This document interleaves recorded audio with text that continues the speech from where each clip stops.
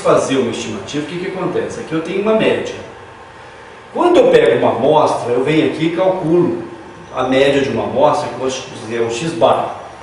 Aí vou lá e calculo uma outra amostra, está mais para cá, por exemplo, deu um x barra aqui. E vem aqui, x barra.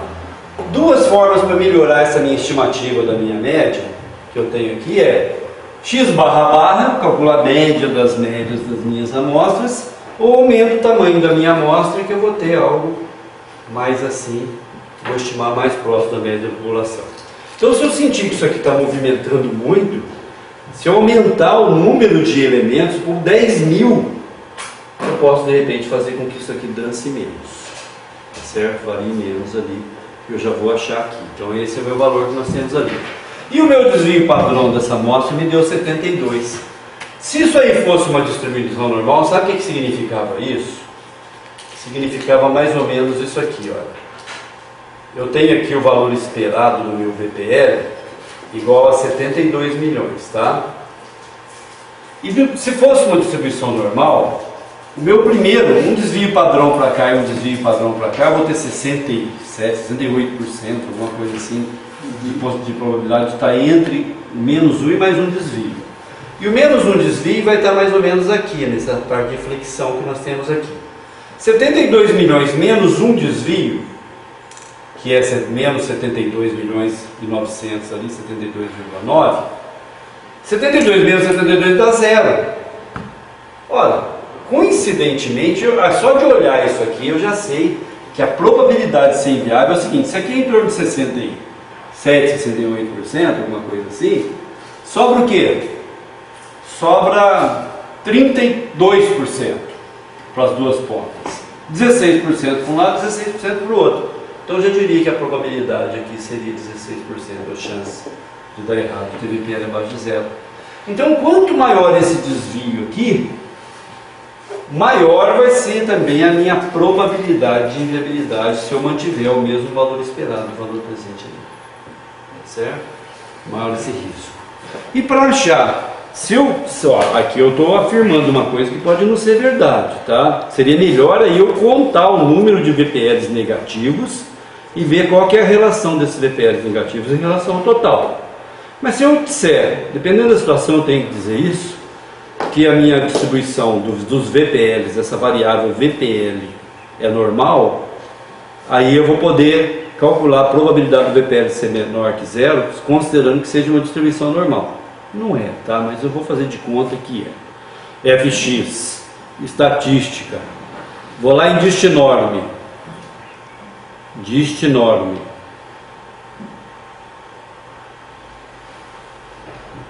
Distinorme, está aqui. Ela retorna a distribuição normal da média do desvio padrão especificados, ok. Tá? Aí ele pergunta, qual é o X? O ponto crítico meu é o zero, tá? Para VPLs. Se fosse taxas internas de retorno, meu ponto crítico seria TMA. É zero. Qual é a média? 72 milhões aqui de cima. Qual o desvio padrão? 72 milhões aqui de baixo. Cumulativo é o seguinte, eu quero saber de menos infinito até zero. Qual que é a área abaixo da curva de Gauss? Tá certo? Então, cumulativo, se eu escrever verdadeiro, eu colocar 1, é isso que está lá por trás da função, me diz qual é o cumulativo, ok? Está lá, deu os 16, 17% de probabilidade. E se eu apertar o F9, vai dar sempre em torno de 17, 18% de probabilidade de dar errado. É claro que eu quero comparar esse investimento com outros, mas tem alguns investimentos que aparecem 40% de chance de dar errado. Tem investimentos que aparecem 60% de chance de dar errado. Tá? Eu costumo citar um exemplo do caminhão do meu cunhado. Tá? Meu cunhado, até estive na casa dele esse final de semana, lá de Varginha. O caminhão do meu cunhado, ele pagou 200 mil, me ligou, falou, Edson, comprei um caminhão maravilhoso para madeireiro, tem uma madeireira. Paguei 200 mil. Calculei, estou deixando de pagar frete. Falei, quanto é que de frete está deixando de pagar? Ele me falou o valor de frete. Tá? Quanto tempo você vai ficar com esse caminhão? Vou ficar com ele uns 5 anos, depois eu vou vender. Valor da venda, os custos de mão de obra, de gasolina, de combustível, de manutenção. rapidamente ali eu fiz as contas, tá? Eu fiz as contas e deu uma taxa interna de retorno do fluxo dele de 1,8% ao mês. Eu falei, opa, que bom, você fez um ótimo investimento, 1,8% ao mês. Se você fosse investir em qualquer aplicação financeira, em termos reais, você ganharia na poupança menos 0,1%. Se você aplicasse nos títulos do governo, você ganharia em torno de 5, 6% ao ano. Tá? Olha só, 1,8% reais no mês, que é muito bom. Fala, mas você não sabe da maior. Eu falei, qual que é a maior? Fiz um financiamento maravilhoso. Eu falei, quanto? Consegui 2,5% de juro taxa. Eu falei, puxa, você está pegando 200 mil a 2,5% para aplicar num projeto que vai te render 1,8%? Dançou. Falei para ele. Tá? Mas para cunhar você tem que tomar cuidado para falar. Você vai falar assim para ele, olha, eu acho que é melhor você usar o caminhão nas horas ociosas para ganhar um pouquinho de dinheiro com frete para poder pagar os juros do seu financiamento. Por que é bom engenharia econômica? Porque nos ajuda a dizer, olha, 100% de chance de dar errado. Não faça esse investimento, tá? E eu costumo dizer o seguinte, olha, tem investimento que pode dar certo. E esse investimento pode dar certo. Aliás, tem uma probabilidade de dar certo de 82% de chance, por exemplo, de dar certo. É o lado do copo cheio, tá certo?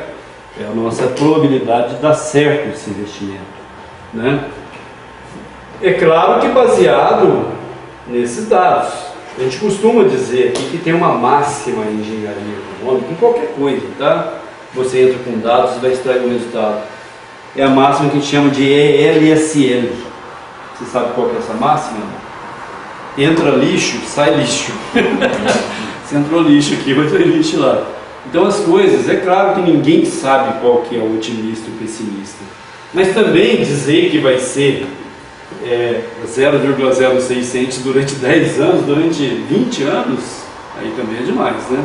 É melhor dizer e colocar uma faixa de variação, tá? E com isso a gente consegue ter uma avaliação de risco. Então, continuando aqui, tá? A gente pode estabelecer e elaborar distribuições. E eu deixei também para distribuição lá de periquitos, tá? Se eu colocar, por exemplo, eu não sei quais são as probabilidades, eu não sei. Olha, você pode ser pessimista e jogar o seguinte, joga 10% acima, 10% abaixo, os valores, faz dentro de uma faixa, desde que sejam possíveis esses valores, tá? Para você variar, para você poder conseguir elaborar. E aí vem o uso do crystal ball. Tá? Uma pena que o crystal ball aqui não está funcionando, é muito fácil de usar. A gente usa direto, né? Olha lá, o João Carlos usou na dissertação dele. E o outro, ele calculou, sabe como é que ele fez as distribuições? As distribuições que ele usou no crystal ball foram distribuições baseadas na realidade. Ele viu a velocidade do vento, a eólica, tem um histórico da velocidade do vento, calculou qual que é o histórico desse impacto da velocidade do vento, por exemplo, e do vento na energia produzida, tá? Então, com todas as variáveis possíveis foram feitas. Vocês vão ver a semana que vem, vai apresentar, é bem legal o resultado, tá? E aí, o que acontece? Como é que se faz para usar o crystal ball? O crystal ball, na verdade, ele é um add-in aqui, é um complemento do Excel. A hora que você instala, na verdade, você não instalou um software, não. Você instalou um complemento no Excel. Aí aparece uma nova aba chamada Crystal Ball aqui, e o que acontece? Você pega quais são as variáveis que você